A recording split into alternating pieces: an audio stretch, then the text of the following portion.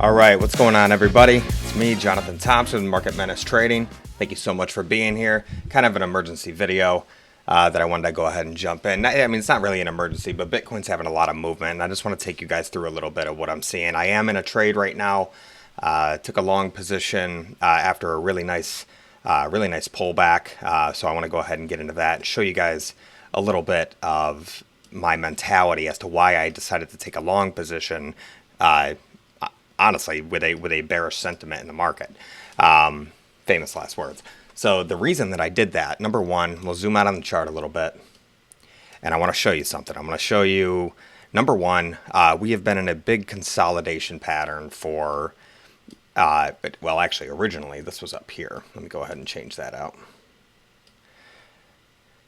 We were consolidating here in my last video, and I mentioned that the bias was not clear, and it certainly wasn't, as to whether or not we were going to get movement up to the upside or a push down. Eventually, what ended up happening is we had a head fake to the upside, followed very quickly by a sharp move down. The sharp move down actually did bust the support of this pattern. But what I wanted to show you is the setup that created for a potential long position on a slightly longer, a slightly smaller time frame. So let me go ahead and get into that real quick. So number one, when that happened, when Bitcoin had that head fake to the upside, and it finally did break this, we had a really powerful, I mean, I say really powerful, but on a very zoomed in chart like this, we did have a pretty strong move to the downside, right? I'll even go to the 5-minute chart. It demonstrates it a little bit better. The reason I decided to go ahead and take a long here is, number one, even though we pushed down to this area, we are still setting higher lows than when we initially had this drop here, and also this one here, and this one here, down to the extreme point of interest. Okay, so there's that. There's definitely that to consider. But more importantly is the setup that it created for the long. So I had a clear downtrend right here. Okay, no secret there. Monster, that monster pushed down, and then it got bought back up into this fair value gap, right? It then pushed back down and set a higher low, and has been ever since. Let me switch to the 1 minute now. Ever since, it's been putting in consistently higher lows and higher highs until finally we just took out this area right here. Okay, this was the swing high that we created after the initial dump. Okay. Now what we are trying, that is a market structure shift. That's what that's called. Okay. Sorry, doing a little chart management while I'm trying to break this trade down. So we ended up having a market structure shift, a break of structure, or a change of character. Excuse me, not break of structure, a change of character. That is when the price takes out a previous swing high. At least of significance. So in this case, it was that one. I'll go ahead and mark that yellow. So now, now that we've done that, we need to hold support over that. I took the trade down here on a fair value gap because I saw that Bitcoin was putting in, excuse me, I saw that it was putting in a really nice, essentially stair-stepping, higher highs, higher lows, consolidation, and it created a fair value gap right here, which I ended up taking entry on. So that it wasn't the greatest entry, but it was okay. I was also taking entry on the fact that we had held support over a new order block. And coincidentally, that ended up forming the fair value gap, which you now see here. But at the time, I took the trade before this energetic candle was here because it had entered this fair value gap. So I went ahead and took the trade there.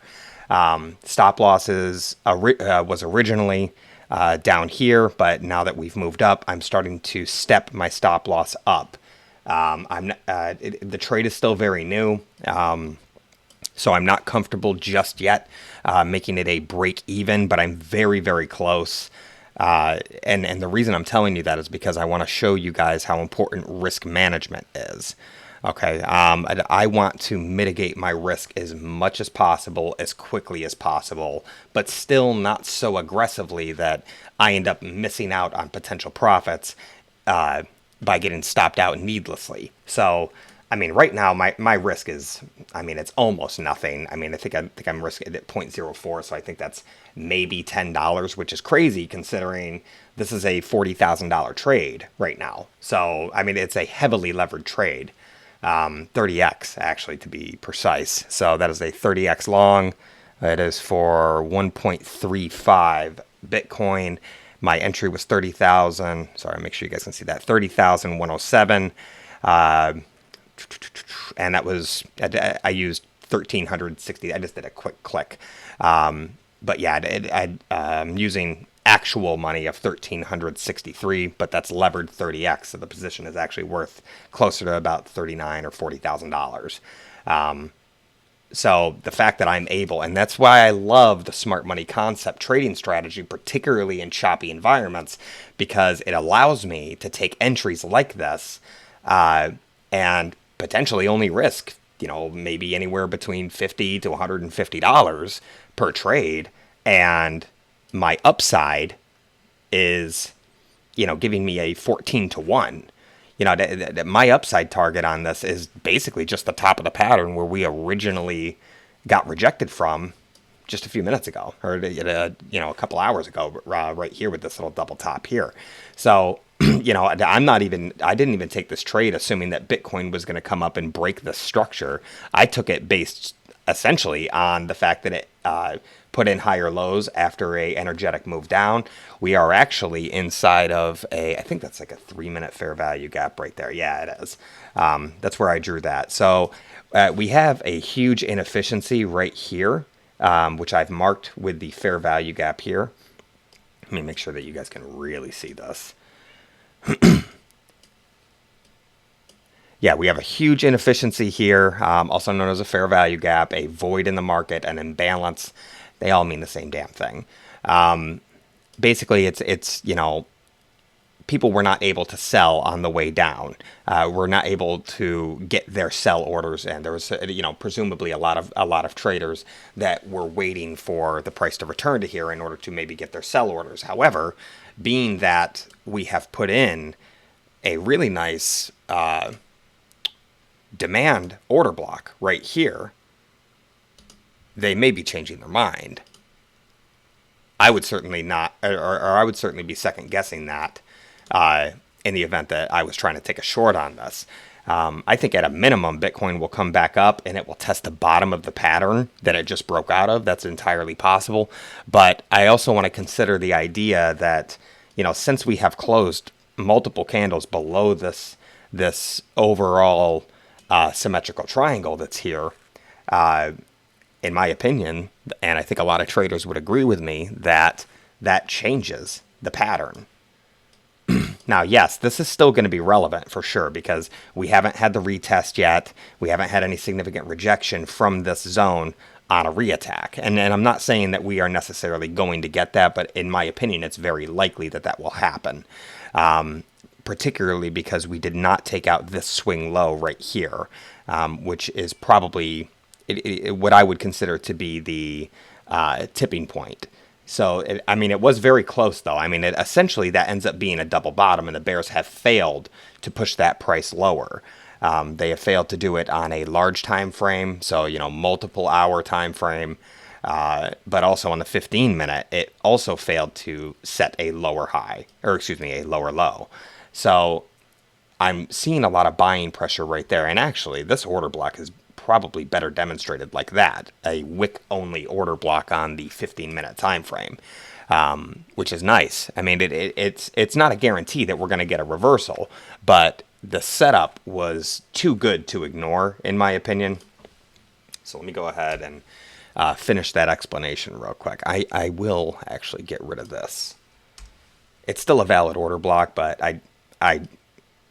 it's clogging up my chart, and you guys aren't even going to be able to see it. So, all right.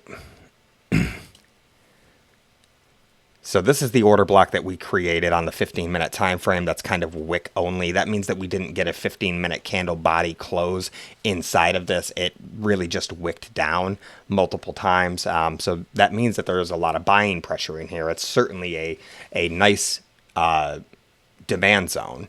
I mean, it's not the highest demand zone, of course. That's going to be, down near about 29,000. But again, I'm only scalping here. So, my trade time frame is much, much, much smaller. So, whoa, did I mess that up? It's okay. It was kind of in the way anyways. So, continuing the explanation. I had the big move down. I had a higher low, higher highs, higher lows, all kinds of bullish break of structure. Then I had a market structure shift here where we broke over this previous swing high. Another bullish break of structure here, followed by another bullish break of structure. And now we are trying to hold support over these moving averages. And it's my hope that we are going to get a nice move, another bullish break of structure over this little swing high that we just created right there. So that is what I am looking for. That's what I'm seeing on the chart, and that's that's the reason that I decided to take the long. I entered once again. I entered on the return to this fair value gap. That is right, isn't it? Let me just make sure that I'm not bullshitting you guys. Pardon the language. Let me just make sure that that's actually correct. Yes, okay, there's my entry, that little green arrow. So I entered on this fair value gap after this really energetic move here.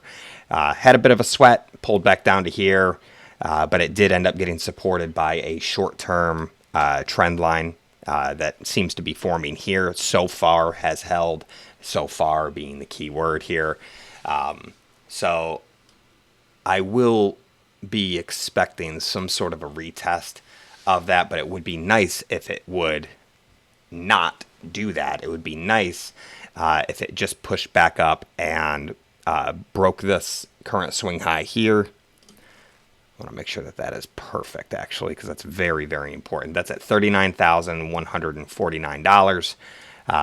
I'm looking for a bullish break of structure here. That's what I want. Now, by doing that, it will close this imbalance, essentially. I mean, it will basically, it's pretty much closed at this point anyways, but not quite, not all the way. There's still a chance that we could come up and we could get rejected on the top of this fair value gap, okay? We could have the bullish break of structure, and then this could push straight back down. I mean, that's entirely possible. Obviously, I hope that does not happen, because it would be nice to, on my newly launched YouTube channel, it would be very nice for you guys to see a successful trade, because on my first video I had 2 failed. But I mean, that's kind of the racket, man. That's kind of the idea here. Like, both of those, I'm going to call them blown trades. Both of those blown trades were, I exercised extremely tight risk management in order to mitigate my losses. That is a very, very important part of trading, is you have to be able to mitigate those losses and lose well. And I'm going to say this in every video because it's critical. The best traders in the world are the best traders at losing. They are the best at losing, which means that they mitigate their risk better than anybody, because it is not enough to be able to make money in this market. So much of being a successful trader is being able to keep that money.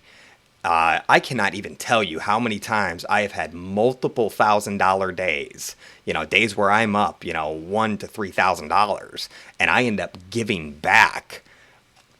I mean, giving back half of it, more than half of it, turning a $3,000 day into a, $800 day. And at that point, at that point, that means that I'm probably trading too much. It's time to, pull the plug on it. It's time to, I don't know, go have a freaking bourbon or something, man. Like, which actually sounds pretty good after this trade. I might just line one of those up. Anyways, Cheers to the Menace Militia, by the way. So yeah, where was I going with that? The best traders in the world know how to lose well. Okay, so with those two trades that I had that went sideways on me, I had already mitigated my risk, so there was only like $50 or so at risk on there, which wasn't much at all. As a matter of fact, I am probably going to go ahead and move the stop loss up into a small profit or a break even, just because in the event that this pulls back, I want to. I will just re-enter. So I'm going to go ahead and put it here. Let's see. I don't want to be a lunch, so I'm going to go ahead and put it below this little order block here. Now, is that a great place for a stop loss? No, it's not. It's actually a terrible place for a stop loss because directly, that is right in the middle of an inefficiency. But I'm willing to take that. I'm willing to take that loss, or it's actually not a loss. I'm willing to take that small profit on the idea that I can re-enter later. And that's really all this is, guys. It's just I have a trading plan. I stick to my trading plan. I have rules, and I stick to my damn rules. And that's one of it. When I get a trade that is in profit enough, I will, even if it means I'm going to get stopped, I will adjust my stop loss to guarantee some sort of profit. Now, if it ends up reversing and gets continuation up, which is entirely possible here. This is a 3-minute chart that you're looking at right now.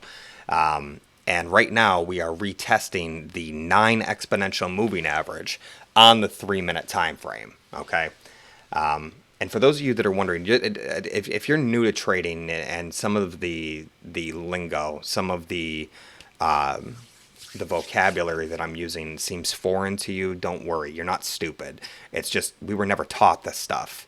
So it's, if you guys have any questions about any of the vocabulary that's being used, because, trading is really kind of has its own language.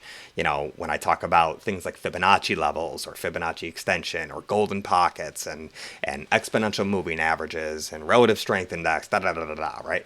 It's a lot of just it. If you haven't heard this, people talk like this before, it probably seems very foreign. That's perfectly normal. Okay. What I would say to you is take some time to invest some time, some energy into absorbing content like this. This is a great place for you to do it. And you will, if you immerse yourself, just like if you were to go to like a foreign country where you don't speak that language, you go there for a year, by the time you leave, you will probably speak that language pretty well. It's a full immersion. The same thing is true when it comes to trading vocabulary and financial vocabulary. So, and it doesn't really take nearly as long as you might think. It really doesn't. So, if you guys have any questions about any of the things that I'm saying, please drop me a comment and let me know. Please like and subscribe to the channel. Please share it so also that I have the ability to help other people achieve this, and to help other people expand their financial literacy. And if nothing else, it's fun. To me, this is fun. I love doing this. Like I'll do this all day long, man. But in any case, all of that to say that when I say exponential moving average, I'll give a brief synopsis of that, of what that is. An exponential moving average is the average plotted out display of the price action. Okay, now I'll give you an example. On the 1-minute chart right now, okay, I want you to take note of where, I'll zoom right in on this. Take note of where this white line is. This is the 9 exponential moving average. You will also hear it called the EMA. Okay, that is the 9 exponential moving average. It is very lightly weighted. Okay, very small time frame moving average, 9 minutes. When you're looking at the 1-minute chart, that is a 9-minute chart. But if I switch to a 3-minute chart, then it becomes a 27-minute indicator, a 27-minute moving average. It becomes heavier weighted because I'm looking at it on a longer time frame, on a larger time frame. Okay, so exponential moving averages, or EMAs, will they will adjust based on whatever time frame chart you are looking at. The same is true if I were to switch to an hourly. So on the 1 hour chart, that white line is well above the price. You can see that there. That EMA, the 9 EMA, is actually at 30,171. And if I switch to the 4 hour, it's actually a little bit higher. So that's at like 30,000, like 31,000 or 30,200 roughly. Okay, so that's just a brief synopsis of what exponential moving averages are, or EMAs. Okay. Okay. All right, 30,147. This trade is trucking along. Looks like we're having a little bit of resistance here, which makes sense considering directly above us is the top of that inefficiency, at least on the 3-minute chart. And there is another inefficiency slightly above that. If I switch to a 5-minute, I could probably see it better. Well, actually, no. That inefficiency is done. The fair value gap is done at that point for both the 3-minute and the 5-minute, which is fine. So that's good. So we break that and we end up closing the fair value gap. That is also a very bullish sign.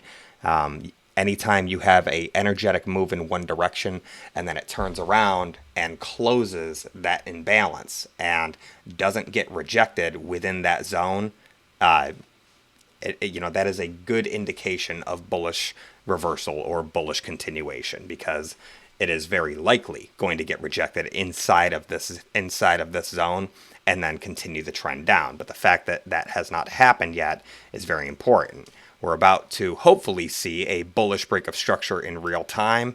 And there it is, technically, but it doesn't matter until we get some kind of continuation. My guess is it'll be a sharp snap, and we'll come up here and probably wick to 30,156 in the event that we do move up. But we're definitely getting or testing that bullish break of structure, that previous swing high. There it is. There's the quick snap. Go ahead and touch the top. And don't put a top wick on it, and just keep on ripping, baby. Let's go. All right, we are up. Let me double check.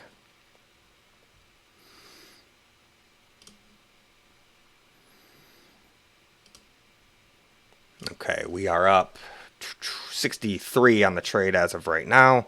So it's moving right along. That looks good. Back to the chart. Okay, so that seems to be going very well. Cool. Good, good, good. Okay, so this fair value gap has officially closed. That's been tapped out. We do have some inefficiencies to the downside that I am slightly concerned about.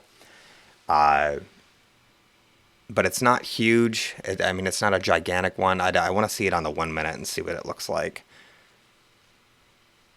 Okay, this one was mitigated. By the way, when you hear me say the word mitigated, that means that it has been revisited and been closed. Okay, mitigated. Okay, same thing here. Well, actually, no, technically not. This came down only about 30% or so into the inefficiency here. Okay, and the same thing was true here, but that is right in line with the trend. Now, this is actually what I want to see. Like, I want to see it like get rejected initially and then put in it like a nice ascending scallop here and then take out the previous swing high. So now we're contending with what I believe is the 400. That is the 300 exponential moving average on the 1 minute chart. And that is the last moving average that I have on my chart as far as EMAs are concerned. But you can have as many as you want. I mean, I know guys that, keep a exponential moving average from 9. They do the 9, the 21, the 50, the 100, and then they do $100 increments all the way up to 1,000.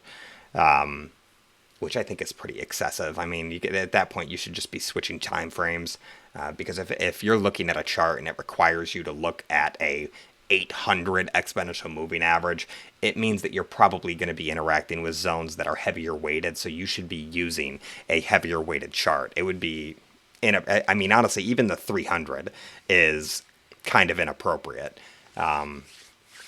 You don't really need anything more than, I would say, the 9, the 21, the 50, and the 100. I like the 200.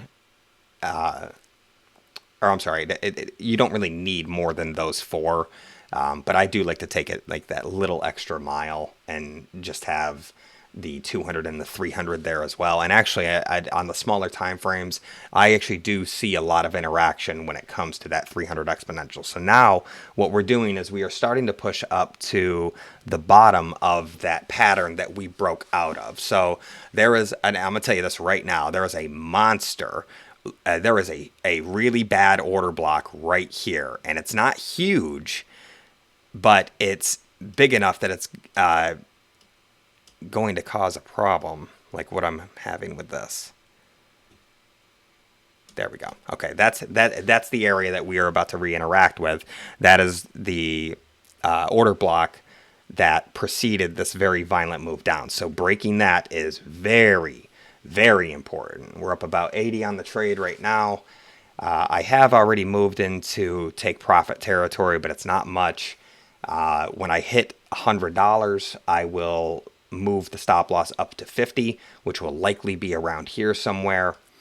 But I don't really want to do that yet until I see confirmation of continuation.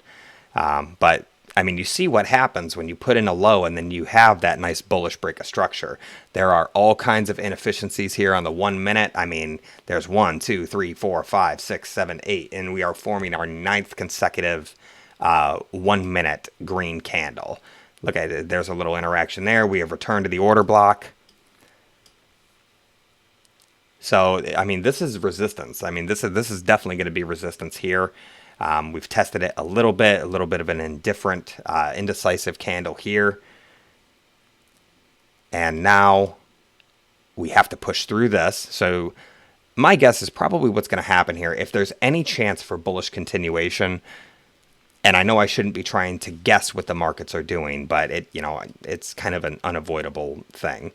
I'm looking for support on the 9 EMA and then continuation here. Probably at that point, we're going to stutter here at the bottom of the support of the previous pattern, that symmetrical triangle. That is what we are trying to break through. Okay, the order block has fallen. That's done. So that's over. We will go ahead and get rid of that one.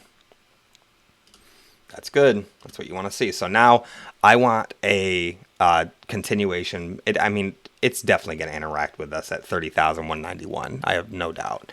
Switching to the 15-minute chart, we are about to close our 4th consecutive 15-minute candle that is green. So that means that we are about to close a 30-minute candle, our 2nd 30-minute candle, green candle. That's a nice one. But again, you can see that we are now interacting with the 9 exponential moving average on the 1 hour time frame. Okay. So, I mean, there is definitely some resistance here. So, you know what I'm going to do is we are at 93. That's close enough. I'm going to go ahead and guarantee some profits here because I do think it's probably going to get rejected a little bit. So I'm going to go ahead and I'm going to put this just below the previous break of structure right there at 30,146. So that locks in about half of the trade. I'm leaving about $50 on the table. And obviously, if it ends up pushing higher, I'm going to, at that point, begin following it a little more closely. On the 1 minute, I have an inefficiency here. A fair value gap that has formed. And that is a bullish fair value gap. Okay, a bullish inefficiency. Okay, you guys should definitely be able to see that. All right, that is our first. It looks like we're going to form our first red candle in the last 10 minutes, basically, which is fine. It's perfectly normal. So what I'm looking for here, and this is something that even I continue to struggle with, is finding where the best place to put your stop loss is, because it sucks when you actually get a good entry, you get some separation, you survive your initial entry, and then, the price starts to move up, and you have to then make a decision of, am I just going to let this ride and maybe take a break even on the trade, or am I going to try to lock in some profits at an area that gives me enough money where it's kind of worth my time, but also it's not so tight that it's like guaranteed to get stopped. Because right now, I mean, if I wanted, I could grab my stop loss and I could put it right here or something like that. But it's too close. I mean, it's too high of a probability that that's just going to wick down real quick and knock me out of the trade. And very often, there's not a good place to do this. Now, what I'm trying to do right now, yeah, I'm even above that liquidity. So I have two choices. I can either be very, very patient and roll the dice here and give it a chance to consolidate and maybe break back into that pattern, or I can cut the profit in half and have a stop loss here, so I'm guaranteed to make some money, which is the case right now. That's the current situation that I'm in. I'm guaranteed to make money on this trade no matter what, as long as I don't move my stop loss, which is very hard to do when you feel like, it's just when you're trying to avoid that wick. I mean, this is a finding the balance between those two outcomes is extremely difficult. But, I mean, ultimately, I would rather have a trade where I make $30 and have to re-enter than have a trade where I lose $50. It's all a part of risk management and profitability. I mean, that's a big part. I mean, I'm in a profit right now. I think it's silly for me when I get that kind of separation to not move my stop loss up and try to take some of that profit off the table. And there's a few ways that you can do this too. You don't necessarily have to move your stop loss up to cancel your whole position.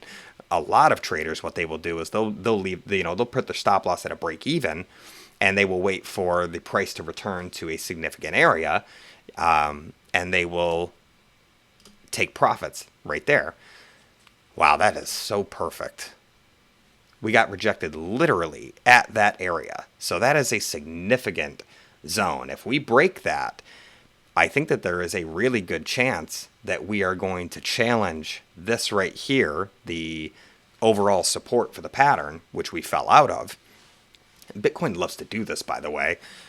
She's very nasty that way. She will head fake up and down and shake everybody out. I mean, she's been doing it for, the last week and a half, just nothing but head fakes, and really, really bad ones too. This happens especially at the end of major consolidations. We are approaching a really powerful move. It's kind of a side note for Bitcoin. I think that we are approaching a very powerful move. I guarantee you this, when it happens, it's not...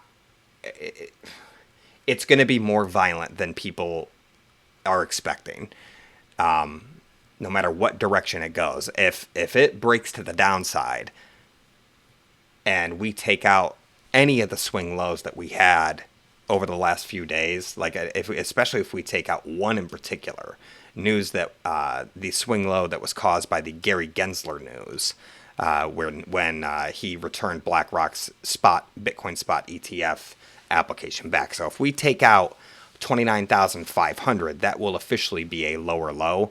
And at that point, we are going to start sizing up all of these incredibly huge inefficiencies. These are giant voids in the market. I mean, ignoring them is stupid, straight up. There are huge bullish inefficiencies in this market right here. These are orders that did not get filled, and they could very well be attracting that price down. So if we fail the $29,500 area, which is below this purple box territory, which is a extreme point of interest, a a place where traders have placed their stop losses right at the bottom of the pattern.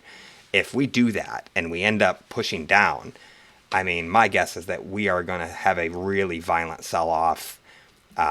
If we take out 29,000 right there, 29,500, I think pretty much everything is on the table at that point. I think it's even possible that we come right back down to this order block down here, which caused the entire rally, and that's at, that's at 24,050 or so. But if I remember right, there is a longer term trend line that we should be supported on in the event that that happens. And it's actually the trend line that's been forming since Bitcoin hit its cycle bottom in, I believe it was November, December, I think it was. Yeah, a much longer term trend line here. So in the event that we do push back down, I think that we will at a minimum get some sort of hesitation on at about 26,176, which is the place that we had started this move in the first place from. Bitcoin loves to do that. It absolutely does. And looking at the relative strength index, well, on the 3-day chart, I can actually see that I have a lot more room to go. And that is the reason that I actually have a bit of a more bullish bias over the course of the next few days. I actually think that barring any major news breaks of some sort, pretty much anything that has to do with any Bitcoin spot ETFs that is not good news, like they've been approved, is going to probably cause a pretty nasty push to the downside. I actually just realized I have a short position marker right there, which I did not want. I'm in a long, I'm not in a short. Sorry about that. That was probably very confusing for those of you that noticed. But I got flapping my yapper. Oh, I already had it there. My bad. That must have been from before. Okay, I was going to say. Okay, so we have had that break of structure. Going back to the 1 minute. We have had the bullish break of structure of the previous order block. However, I don't believe we are over that order block just yet. Yes, we are not. Oh, we are. We are over that order block. Okay, so that means that we're sizing up this area here, 30,190. But much, much more important is we are sizing up this trend line here. That must be broken or we are in trouble here. So I'm up 101 on the trade right now. Stop loss should be about $50 or so. It's not much yet. But again, this trade is new, so we will see what happens. I mean, if we start challenging some of these very important areas, I mean, this trade, I mean, even if it just comes up here, I mean, that's a pretty significant move. Just in this very small time frame of 15 minutes. I mean, entry of 30,108. I mean, that's roughly, 150 right there. Which again is not like earth shattering, but what I'm really watching for is a break of this, the 30,312, because that will be a significant bullish break of structure. And that will mean that the bears failed to continue to push this lower, number one, but also that they failed to prevent a new swing high from being formed. Okay, and then obviously we have to start sizing up all of these here, which would be outstanding targets. Okay, so there's a bit of a pullback. Probably going to end up getting stopped on the retest is my guess. Okay, so we've revisited the inefficiency. We have revisited that fair value gap on the 1 minute chart. You can see that there. We're probably going to go ahead and fill that. I would be very surprised if that held. But there is also this little inducement zone order block here, which could very well act as support. I also have that 300 exponential moving average right there, which we're interacting with now. This inefficiency has been closed. And also I'd like to point out that we had created another one here, which also just got closed. And now, well, in the next 40 seconds, once this candle closes, we have created a bearish inefficiency. So yeah, key area. I mean, it's entirely possible that I go ahead and get stopped out of this trade. If it happens, I will start reassessing new areas. We are also testing this little makeshift trend line right now, which actually needs to be adjusted a little bit. Right about there looks good. So we may end up getting supported on that, a bit of a revisit there. I mean, that's not even remotely shocking considering the area that we are testing right now. But this could, I mean, make no mistake, I'm not trying to downplay this. This could absolutely just instantly turn around and dump. It just interacted with an extremely important area. We did set a lower low than right here just now, which doesn't necessarily mean that we're going to get the dump. Let me tell you what I don't see here is I don't see a strong buy-side liquidity sweep. I don't see basically a giant candle wick on the top of this pattern. You know, let's say it would have been like somewhere right here. You know, I'd be looking for some sort of a long candle wick attached to the top of one of these. Oh my gosh, the magnet's on, so it's like messing with it. But I don't see that. What I do see, though, is kind of a double top, which isn't necessarily terrible the way that this one is. Normally, when you see double tops, you don't have the most recent top set a higher high. So that tells me that at least on the 1 minute and the 3 minute, let me see what other moving averages this is interacting with.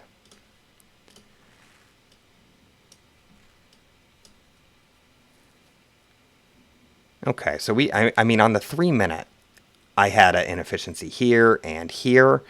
So really, it looks like, as of right now, and that could, again, change instantly, looks like we are trying to confirm support over the previous break of structure here and filling the inefficiencies in the market before hopefully getting a nice bounce and breaking back into the pattern, and I make some money.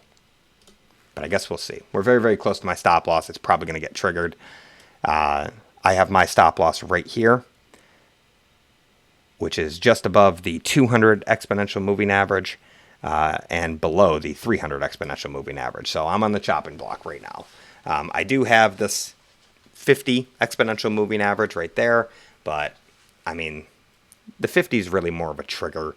Like, it's more of an indicator of directional shift, you know. It, in my opinion, doesn't really hold support very often, and on the other side of that, it doesn't really act as a lot of resistance. What it is good for is letting you know that you are kind of in like a indecisive zone where it's very, very effective at helping you decide whether or not your trend is going to continue or not. So being supported on it right now, I mean, that doesn't really mean anything until, you know, this gives some sort of a bias indication. It is a very important area, though. The top here, very, very important area. We definitely don't want to see it. So I'll be stopped regardless, but for the bulls to get their continuation, that means that we have to hold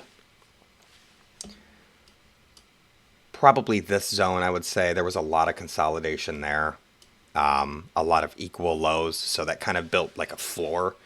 I would say that in the event that we do push down, that would have to hold, and failing to do so will start to size up some of these more important swing lows, and the most important one being right here. If it came back down and you ended up having like a touch of this kind of trend line right here, that's not strong. I mean, likely that would not hold, in my opinion. We would probably push straight back down through this huge order block here, and we'd have to start sizing up some of the bigger downside targets.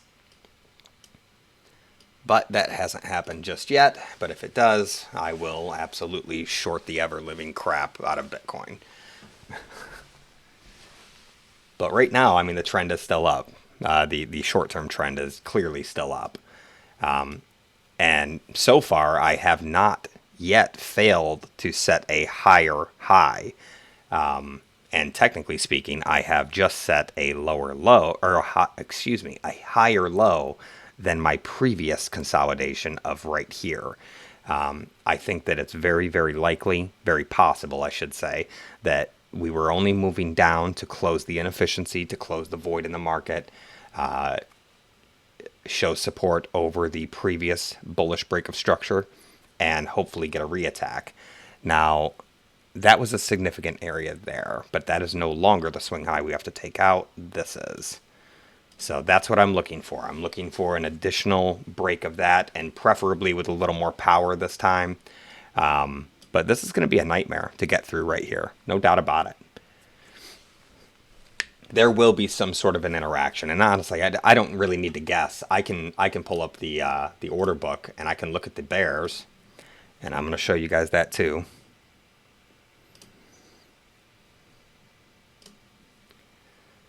I can see, let's see, the price that I'm concerned with for interaction is going to be up here at 30,194. And actually, there's really not that much. The majority of the resistance is actually over. Wow, the overwhelming majority of the resistance is right there at 171. After that, there's very, very small orders. I could actually take out this entire order book right here myself with after that zone. So if 171 fails, yeah, if 171 fails, then we will probably get a very sharp move up to 30,195, right around there, 197, to go ahead and test that. I think I need to look a little bit deeper, though. Let me look at the $10 increments and see what happens there. So at 30,200,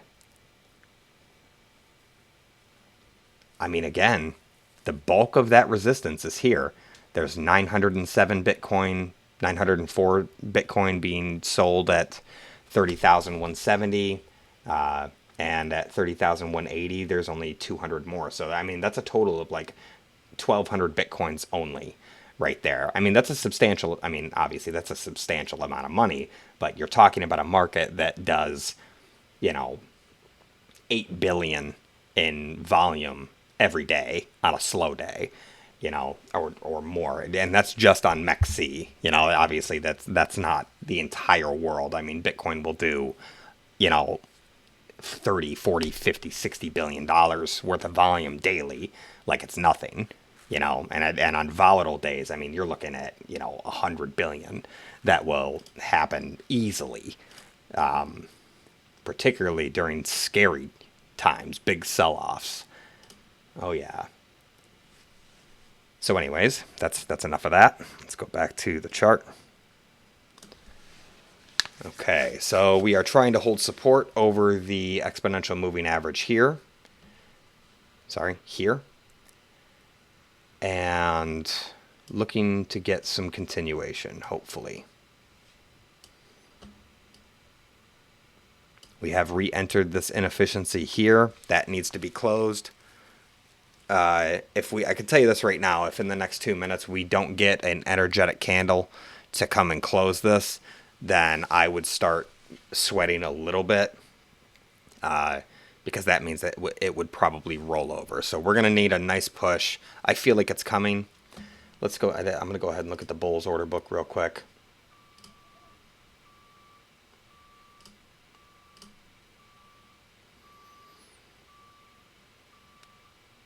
Okay. I would say that the Bulls have it up front. The majority, they have more orders to buy Bitcoin up right where the price currently is. So where they're like kind of meeting and mashing together, where the bulls meet the bears. I think that we should probably get some sort. Okay, so that's another green candle, but you can see it's kind of rolling over like this. So if we don't get a quick move up, I'm going to say in probably the next minute, I would expect this to continue this rollover. And I would think it would look something like this in the event that that happened. So, we got about, in my opinion, about 40 seconds to get a candle that pops. or we are going to be in trouble. And now we wait. You know what they never tell you is they never tell you how much of your day is spent waiting, like taking a trade and waiting to see what happens, or sitting in front of your chart, analyzing, trying to figure out, trying to spot a good setup. I mean, you'll have traders that will rip, 200-300 trades a day, and to me, I don't know. I don't like that. I've had days where I took a lot of trades, 80, 90, 100 trades in a day. But I don't really like to do that. I'll do that on days when Bitcoin is really moving. Because, I will be trying to extract as much value out of that as possible, which means that I'd be setting very tight stop losses during strong moves, causing me to kind of have like a rapid fire approach on it, right? But the truth is that I prefer to be, I don't want to be, and forgive the lingo, but I don't want to be the soldier with a machine gun just spraying and praying. I want to be the sniper, and I want to take one shot, and I want it to be clean and perfect, and I want to down my target that way, So that's how I look at it, and everyone has a different approach, and finding the approach that works best for you is going to take time. It's going to take a lot of energy. It's going to take some real discipline, and you have to be honest with yourself. When I first started, man, I thought I was going to do, when I first started scalp trading, oh my God, what a nightmare. But to me, that's paying tuition. I lost tens of thousands of dollars when I first started. But I knew that it's what I wanted to do. But it pointed me into a direction of more of like a swing trade. And I've always been had a long-term portfolio as well, which I periodically add to if I see a nice dip, for example. But yeah, I mean, those growing pains were very, very important and critical to my development as a trader. So in any case, I prefer to have the more sniper style approach, take one shot, have it be good, or take just a few shots. Obviously if I have one bad trade, I'm not going to just stop for the day. I'm that would be excessive. But the idea of being a sniper is what I'm talking about. We did not get that move up. So if we take out the swing low, I would expect that these inefficiencies down here will go ahead and get closed, which means my stop loss will get smoked. So I'm actually going to raise this up a little bit. I'm going to put it right below, because I know that if we fall below that point right there anyways, so I'm allowing the price to come and close this little inefficiency, and that's it. Anything beyond that, and I'm probably going to see a big push down anyways.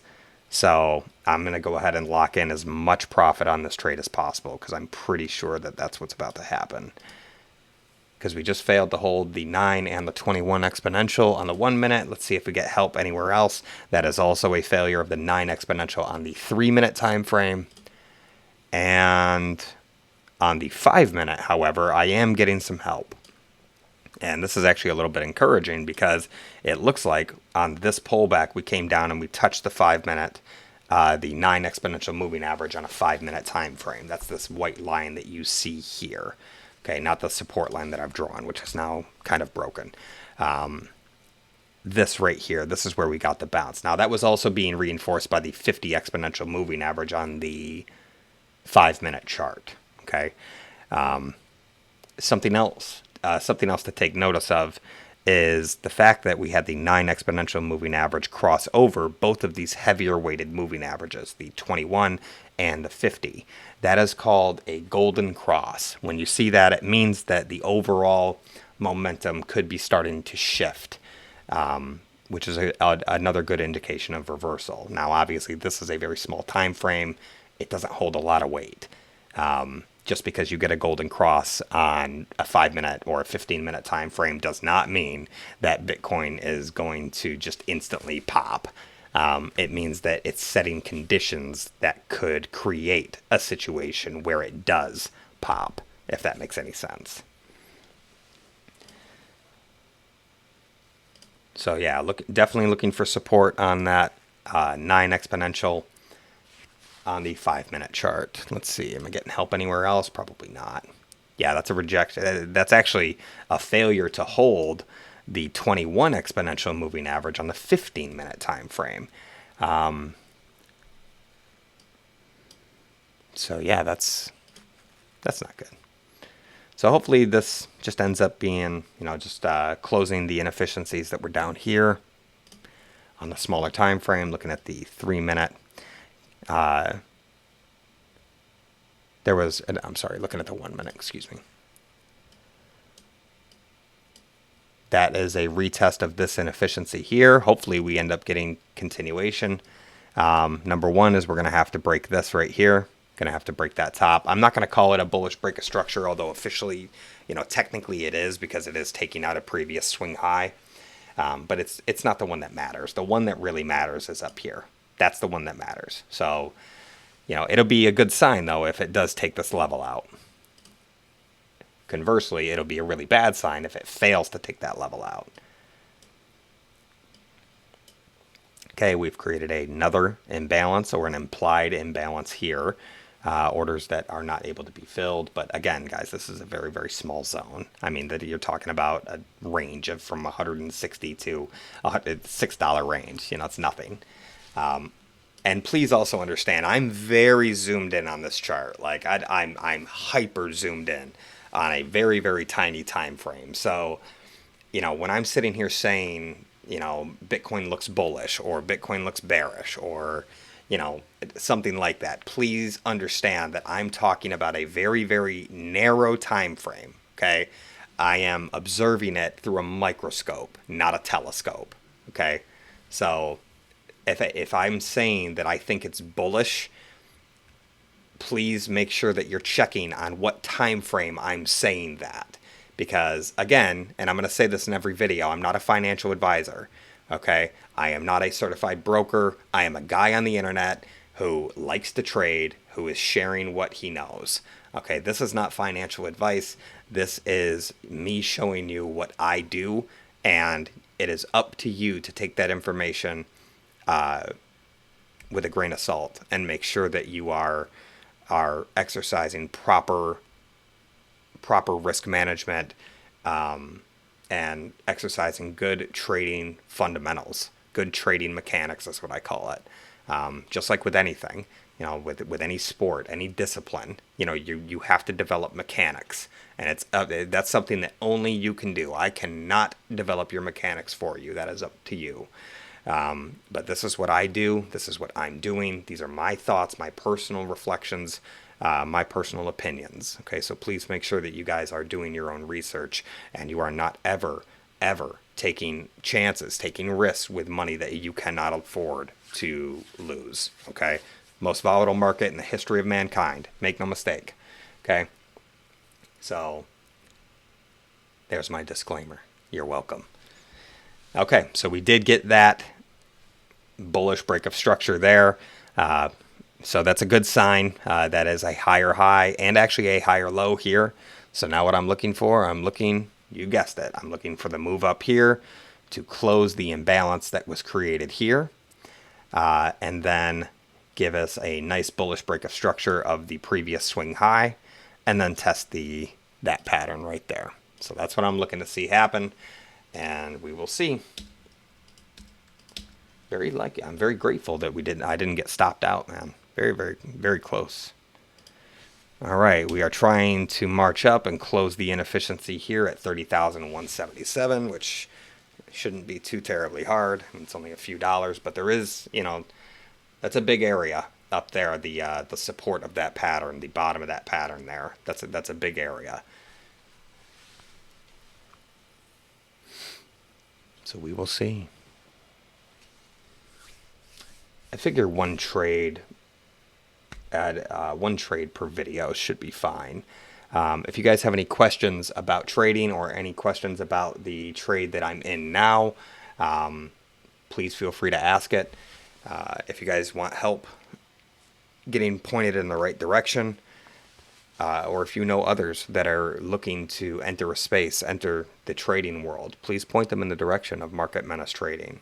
I will do my very best to give them the benefit of my own failures. And I think that's very important. So yeah, send them this way.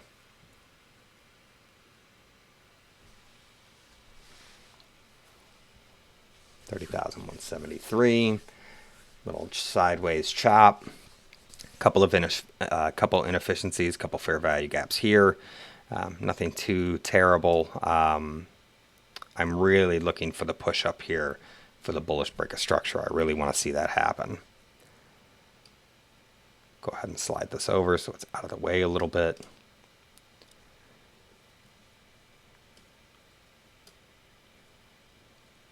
A lot of chop, man. Bitcoin is being very difficult for the last few days, man. Last week and a half, actually. Very, very difficult. Hard to get a read on, definitely. And that actually brings up a really good point. Is it's hard not to try to feel like you want to predict what the market is going to do. And sure, to an extent, you're always trying to predict what it's doing, but that's kind of the wrong way to look at it. The right way to look at it is to understand that you are not in control of the price action. There's nothing, no one can control it, and nobody knows what it's going to do. So as a trader, that's why risk management is so important. You want to expect the worst and hope for the best. Like most people, when they enter a trade, particularly new traders, when they first enter a trade, they're immediately thinking of the upside, and you shouldn't be. You should be considering, I mean, yes, of course, you don't want to enter a trade that you don't think you're going to make money on. That would be stupid. But instead, think about your downside risk. That is the first thing that I think of when I take a trade, when I'm about to take a trade, is I want to know what my risk is, because that will determine whether or not the potential benefit of taking that risk is worth it. And if you get very, very good at mitigating your risk, and you do that in a healthy way, a responsible way, by forming good trade mechanics, by, always having a stop loss, a reasonable stop loss, and this is just my opinion. You are very free to do what you want, of course, and you're going to, regardless of what I say, I know. But a good place to start is to never risk more than 1 to 2% of your entire tradable balance on a single trade. Okay? So I'll give you an example. If you have, let's say you have $10,000 in your account, you don't really want to be risking more than about $100 on every trade if you're doing 1%. It's very conservative to do it that way, but certainly not more than $200 on if your balance is $10,000. Okay, if that makes any sense, and you make sure you scale that up or down based on how much capital you're going to be employing. Okay, so yeah, that makes a lot of sense. There was no continuation there. Certainly, justifies a pullback. These inefficiencies have now been closed. Now the question is, are we going to set a lower low than this? If we don't, then this candle could very well have a nice bottom wick on it and push the way we want. But again, I don't really care either way, because I'm already locking in my profit here at 30,152, which is going to get triggered right now. Dude, wouldn't it be crazy if it held? Sketchy, sketchy, sketchy. So I'll make like $65 on this trade if it closes. Oh, God. That'd be so wild if it actually held right now. Like it just got the bounce right there and just ripped. That would be so cool. Look at how close it is. This happens all the time, too. You'd be surprised how often, like, at least it got some sort of interaction there. I knew that it was a decent place to put it. But ideally, it's the best place to put your stop loss. Ideally, would have actually been. I didn't expect it. Would have been down here. I just jumped on camera. Oh my god! I'm not even gonna edit it out. Laugh at me. That was really loud in my ears, though. I wasn't expecting it. And of course, there's the push right back up, just enough to stop me out. But that's okay. Um, you know, it wasn't a lot of money. It was $65. But if I do that 10 times a day, I mean that's $650 a day, which is very reasonable. I mean that trade wasn't hard. I mean that was a very very straightforward trade to me. Now what's happening now is not so straightforward. So what I will do now is I want to reassess. The worst thing that you can do is after you get knocked out of a trade, or after even worse actually is when you have a great trade. And I can say anybody who's spent any amount of time trading is going to tell you this. The worst losses they've ever experienced were after the best wins they ever had. And because you get this euphoric state. So, if I nail a monster trade for like $1,500 or something like that, my rule is I stop. I don't care what it's doing. If I hit a $1,500 trade, then I take a moment, I step away from my computer, I relax, I allow the euphoria of, having an absolute sniper trade wear off, and then I come back with a clear mind. Like this is because I know myself. I'm a risk taker at heart. I mean, I started. The whole reason I'm even involved in crypto is because I was a poker player and I needed something to play online with, and that actually happened to be Bitcoin. It's the whole reason that I'm even involved in Bitcoin at the moment. Is because I was, a gambler, essentially a gambler. Side note: the best trader I know is also the best poker player I know. Poker players tend to be extremely good at risk management. Good poker players. And he is good. I actually think he's great. I fully believe he's going to win a bracelet one day. I fully believe that. Okay, so looking at the 15-minute chart, I can see that the relative strength index has not quite peaked on the 15-minute chart. It doesn't mean that it has to, but I can see that it has not finished its move up to the overbought territory. But that being said, it also didn't do that here. So that's not necessarily good or bad. It's kind of indifferent. So looking at the 5-minute, this also has not finished its move all the way up. And the RSI does kind of look like it's starting to roll over there. So now what I'm going to do is I'm going to start looking for relative strength index RSI divergence. So a disagreement between the spot price up here and the relative strength index down here. I'm looking for disagreement to help me make a decision. Again, indicators are great. Do not base your trades solely on indicators. Remember, these are lagging indicators, all of them. They are basing information, they are basing their results on information that has already passed. The primary indicator is price. And you guys need to, the sooner you understand that, the faster you will become profitable.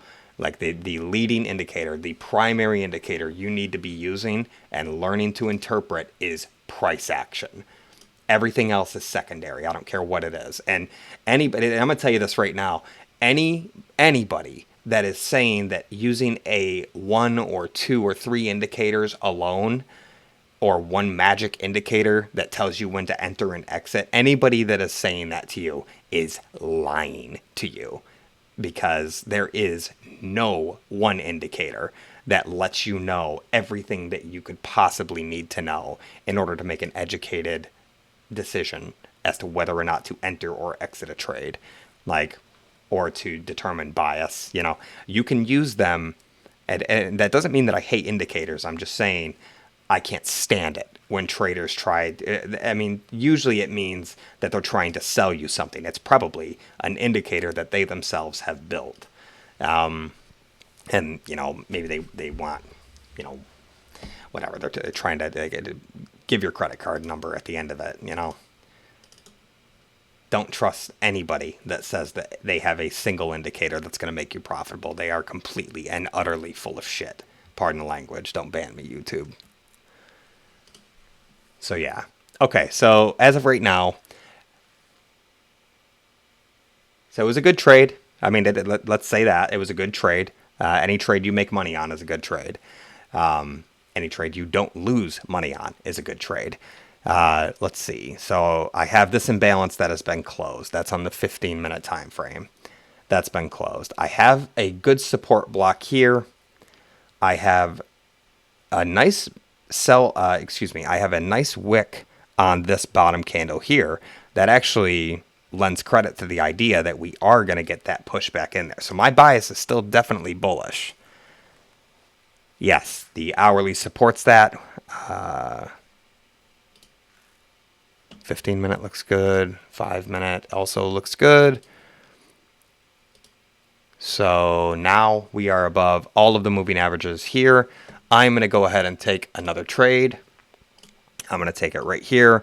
And I'm going to have my stop loss right here below liquidity. I mean, I say below liquidity, but it's such a minuscule amount. Let me go ahead and switch this over to limit order. I'm going to go 1400 on this one.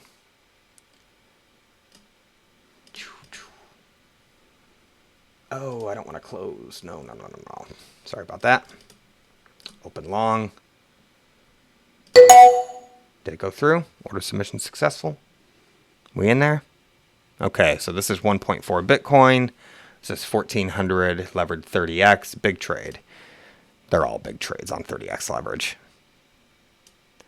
Okay, so that's my entry there. I'm going to go ahead and have my stop loss. I'm going to get that going. And guys, if you are part of the Menace Militia, that means that you have made a promise to me and to yourself that you are going to use a stop loss on every single trade. I do not care. And I'm going to drive this. I'm going to make a point to say this in every single video because it's tempting not to. Like, I mean, there's going to be times that you think that that's okay.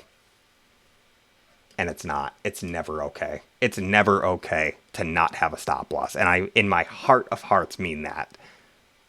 Failing to set a stop loss means you deserve to have your account blown up. And I really mean that. But there's still going to be some of you that don't listen. I get it. I was him. But eventually, if you want to take this seriously, if you genuinely want to take trading seriously, that is an absolutely essential part of becoming a successful trader, is having the maturity to understand you're going to lose money. And people who don't use stop losses have not, they probably still have an emotional attachment to money. The sooner you guys understand that these are numbers and that's it, nothing more, nothing less, the better off you'll be. It's a video game. It's a video game. It really is. Okay, so let me just double check how much is at risk here. So stop loss 30,149. So I'm risking $42 on this trade. I'm okay with that for now.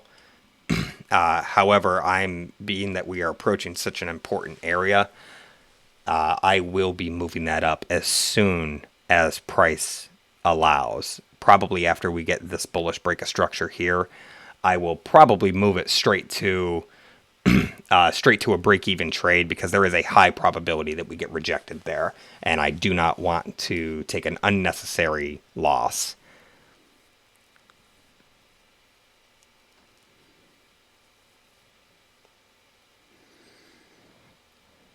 Let me see. Where did we have? Where have we been supported? I mean, that's nice. That's a nice little sell side liquidity sweep there. And I'm hopeful that we are going to get a nice push here. Unfortunately, there is an order block here. We did break this annoying little order block right there, a little 6-7 minute one, the one that ended up stopping me out. Let's see. We just break that. It's close. It's close. So you guys actually can't see it because the screen is if I zoomed out that much, you wouldn't be able to see any of the chart. But there is a market close button over here on the left where my entry is. It's attached to this green line that's going all the way across the screen, and it's anchored on the far left of the chart. I have my finger on the market close button. So in the event that this breaks down with a lower high like that, so in the event that this breaks down here and takes out this little swing low, I'm probably going to go ahead and close the trade.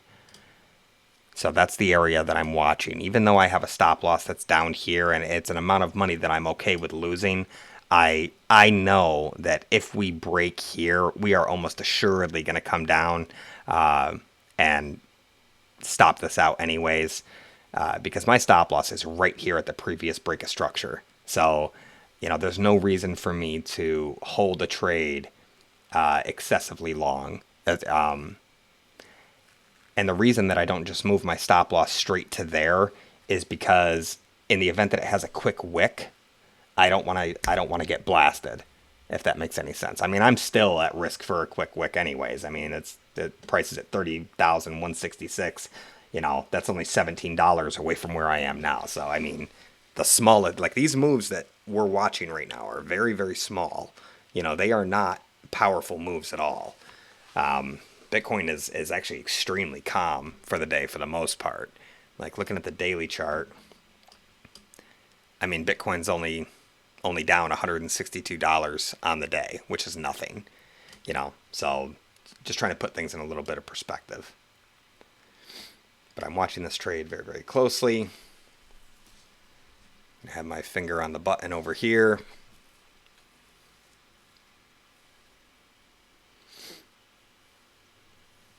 We will see what happens. Let's break down. Hopefully the 50 holds this time, but like I said, it's not a very heavily weighted moving average right here. The orange line that you see here, just failed there. So now we are, go ahead. Close the trade, because there is very little chance that this doesn't come ripping right back down there. Blown trade again. Yowza. Okay. There's also another reason that I did that. I just made, I think, like $65 on the previous trade. The last thing I want to do is turn right around and wipe all of that out. Not that I'm protecting my earnings or anything like that, because that's not necessarily something that you should be doing just for the sake of preserving your earnings. You should be taking trades that are high quality setups. And just exercising good risk management.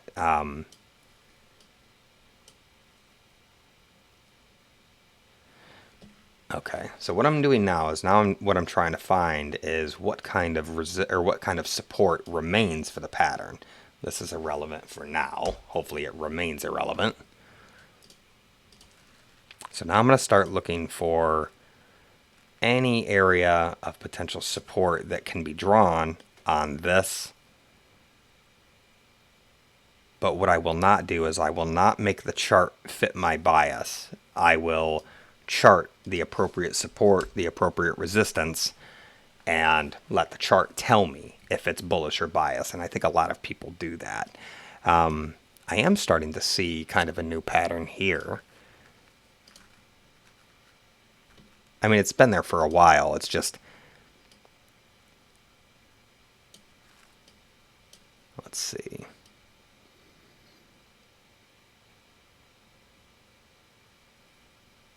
That would explain the quick push down.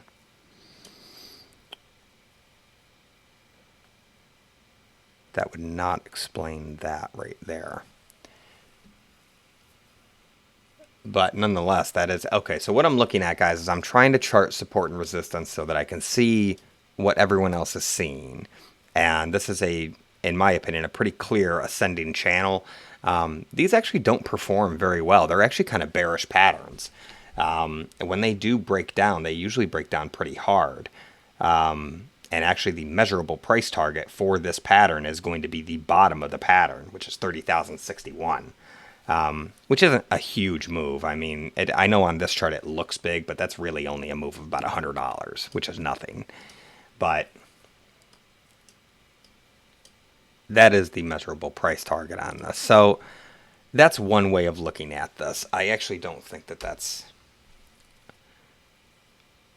the best way to chart this, because I don't want to get duped into the idea that I can buy on support and sell at resistance. Instead, I want to see areas of price interaction, and I want to use my strategy to make a determination on that.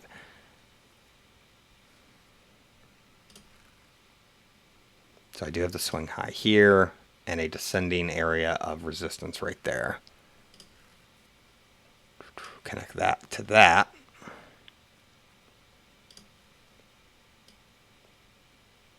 And pull that back there. Okay. So it's kind of chopping around there. But again, that's just support and resistance. That's not really what I'm banking on here. Instead, I want to see what kind of structure it's putting in within that pattern. I can see, okay. And I'm very glad that I sold when I did, because, oh, actually, I still have a trigger order open.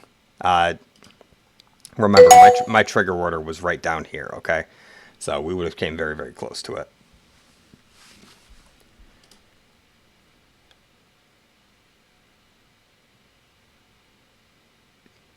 Okay. Maybe a bounce, maybe. But honestly, this looks a little toppy. You know, that seems like it's kind of lost strength. You know, I have the top here, the pullback, and then I have a lower high. If it keeps that bounce there and sets a higher high here, then I would change my bias. I mean, my bias is still overall bullish, but I don't think that I can justify taking a buy order here, taking a long position here. I think it's too choppy, and I think I need to wait. So I will check in with you guys in the next video. Thank you so much for your time and attention. Thank you for becoming a member of the Market Menace Militia, the Menace Militia. Very, very proud to be here with you guys. Thank you so much for joining me on my journey here. I hope to be a part of yours in some small way. Hopefully I can help you develop as traders.